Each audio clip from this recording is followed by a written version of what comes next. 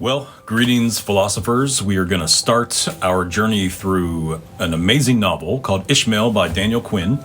And when I read this novel a long time ago, it almost completely changed my worldview. And so it's that kind of book. So I hope you get something really deep and meaningful out of it. So when you read Ishmael, don't read it like a novel.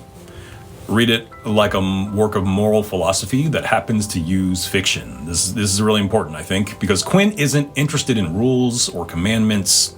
He's asking a deeper ethical question. What story shapes what we think is normal, good, and necessary in the first place? So let me say that again. What story shapes what we think is normal, good, and necessary in the first place?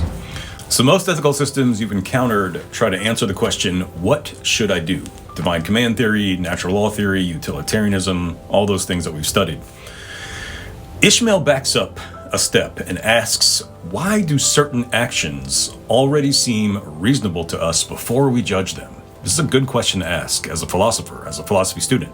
So Quinn's claim is that our moral instincts are shaped by a cultural myth that we don't even recognize as a myth. So that myth says that the world was made for humans. It says that we are the point of creation, the end of evolution, and the rightful managers of everything else.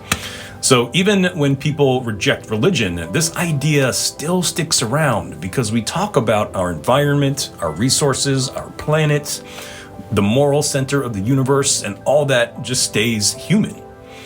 And this is called anthropocentrism, which you might have heard already. And Quinn thinks it's the ethical root of ecological collapse. Now, what makes this philosophical is that Quinn isn't just criticizing behavior here.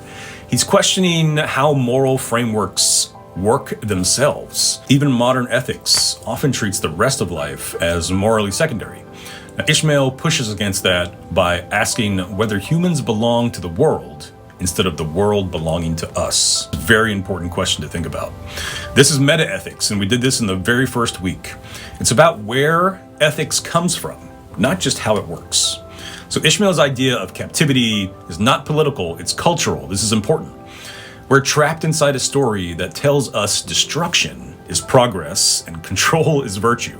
We don't see the bars around us because they're made of ideas we learned as kids. We learned these things as kids and they got ingrained and enmeshed into our worldviews. Now, Quinn also redefines evil. And this is interesting.